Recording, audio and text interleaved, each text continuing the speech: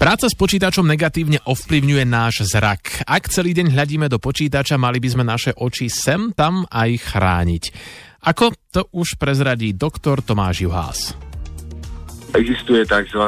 Hygiena zraku, sa to volá. Sú to také pravidlá 20-20-20. To pravidlo si hovorí to, že každých 20 minút by ten človek pracujúci s počítačom mal na 20 sekúnd pozerať na vzdialenosť 20 stôp, čo je 6 metrov. Alebo iné pravidlo, každú hodinu 10 minút pozerať do diaľky, trebárs von oknom pri kávičke.